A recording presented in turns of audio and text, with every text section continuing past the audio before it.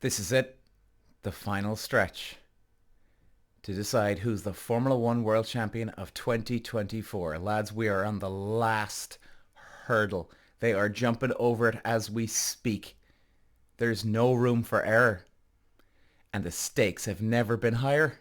Walsh running the Irish green, and look at the move he's making down to the inside. Moves to the front from fifth all the way to the lead in lap one. Walsh takes win number 2. Peter Walsh.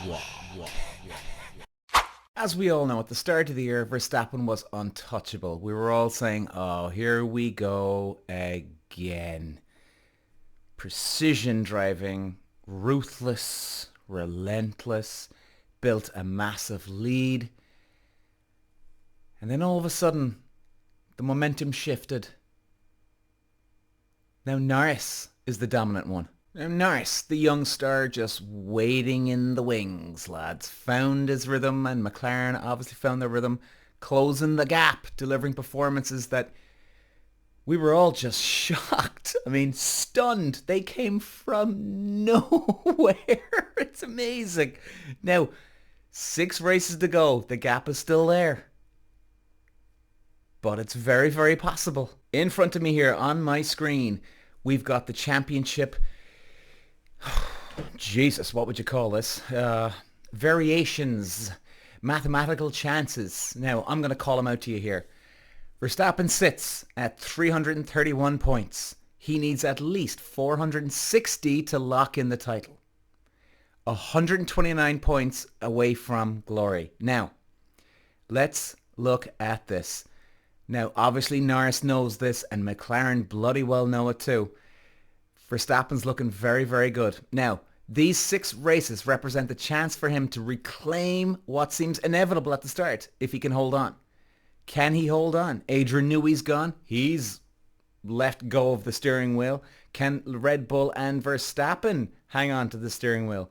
And the maths say, looking at the screen here, 129 seems to be untouchable. Is it? Now, if Norris falters in one race, it's over.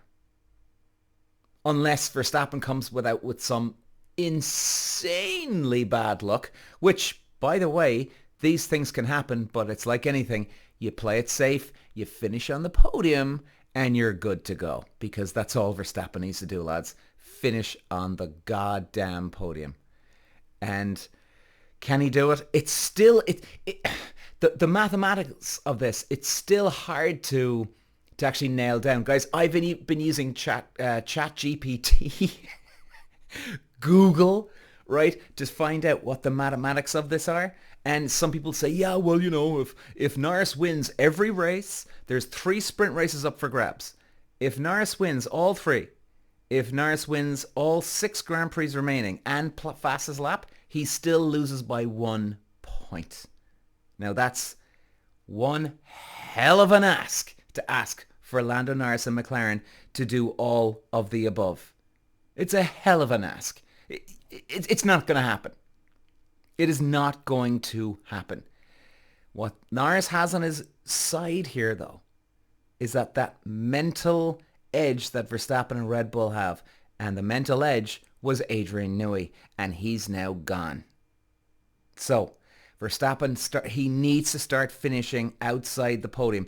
Really, I honestly think, lads, from my racing days and what I've seen in racing, I've seen, wow, things can happen out of nowhere.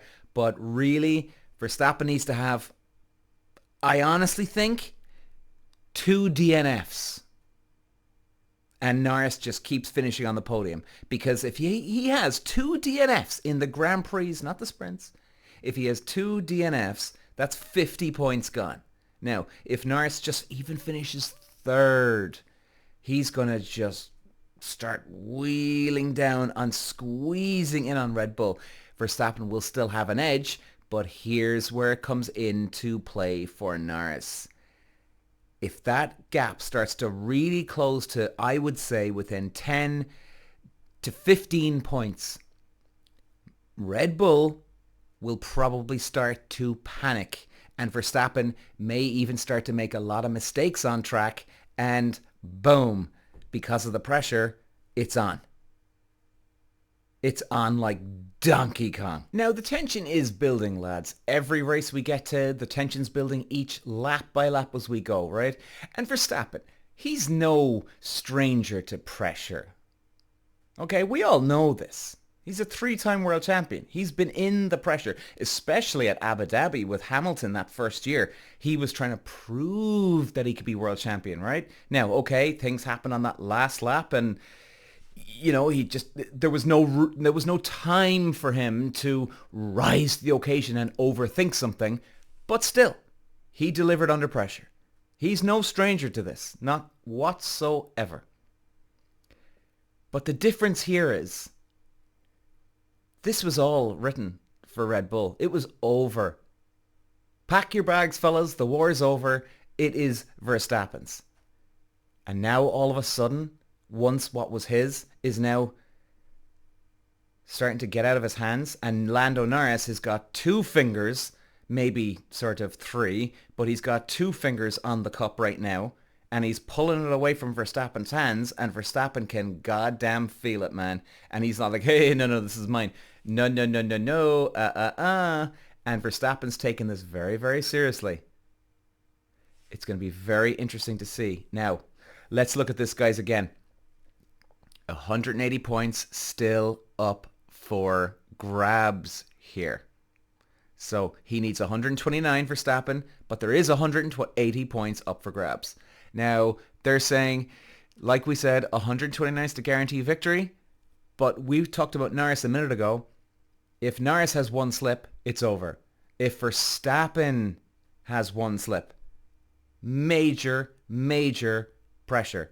Like, does anybody know what that feels like, going into a job, starting up a business, and everything seems lovely and wonderful? Everything's going your way.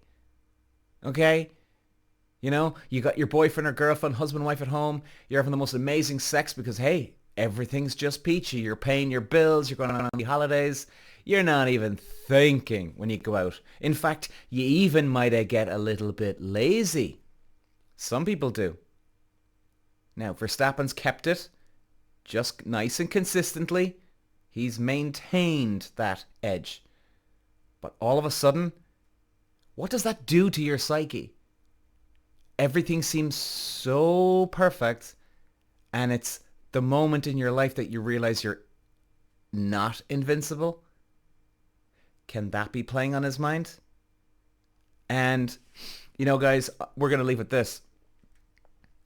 I don't think the stakes have ever been higher. Ever. Because Max Verstappen, I honestly believe, knows that this is his last chance to win the Formula One World Championship. Because Adrian Newey's gone.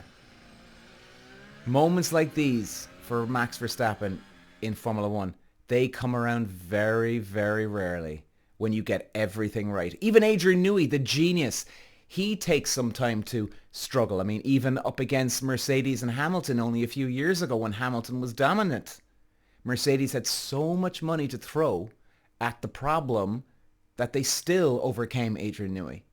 So even still, the best in the business can still struggle if you've got a big bank account. So, when everything clicks into place, it's only for a short time. Can he do it? This is without doubt, lads. For me, I haven't seen, in fact, even in all my days of racing, I don't think I've ever seen a championship come down to this type of scenario where someone is, in a way, Norris is so far behind, but yet you feel he's right on his bumper. I mean, it's the weirdest scenario.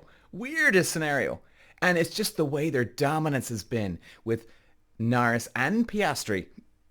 Because what really reinforces the strength of McLaren right now is you've got 2 cars consistently, and that's the key, lads, consistency, finishing in the top 3 or 4. But these are 2 guys dancing, walking on, no, not even dancing. They're walking on a tightrope in a goddamn hurricane, lads. One gust of wind and it's over for either one of them. Now, as the lights go out and the engines start roaring in USA, this is a very, very tough track. It's a bumpy track. It's a fast track too. The nice thing about the USA is that it's got that flow of pretty much all the corners. You've got high speed, low speed, mid speed. Now, not very, very high speed corners, but you've got high speed-ish corners. You've got the mid speed and you've got the low speed. And balance of this car this weekend is going to be absolutely crucial. I think, God, you know what? Flip a coin at this stage. I've been up and down about it. In fact, maybe some of you heard my episode there. I did a F1 special 2 weeks ago, I think it was, where I was going through each track, okay? And in fact, we're not even going to do it tonight because, you know what? We're just going to keep with the actual high stakes. Let's see what unfolds in front of us at this track. I'll let you guys decide. Have a look at an F1 pole lap around Austin. Do you think Lando's got the balance of the car? Does Verstappen have the balance of the car? Now, even go back a couple of races ago, we were in Malaysia. The last few years, Verstappen and Red Bull have been so dominant, but when they went to Malaysia or Monaco, they struggled because the car wasn't very good over bumps. Now, you would have thought at this stage of the year that, okay, well, the fact that Adrian Newey's gone, well, jeez, they're going to definitely struggle now. But they didn't. They didn't. They weren't on the pace like Norris, but they actually didn't fall like you would have thought they would have, even when Adrian Newey was with the team. This is so unpredictable. So unpredictable. I'm kind of running out of words here. Norris is the hunter.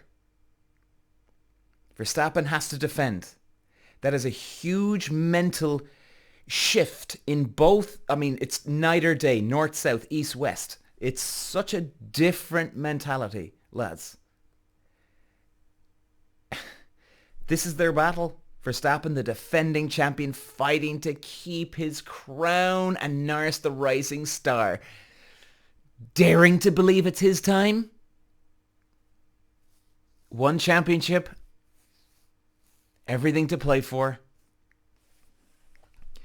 And, oh Lord God, let the race begin. We're going to leave it there tonight, lads. We'll see you Monday morning. Walsh running the Irish green, and look at the move he's making down to the inside. Moves to the front from 5th all the way to the lead in lap 1. Walsh takes win number 2. Peter. Walsh.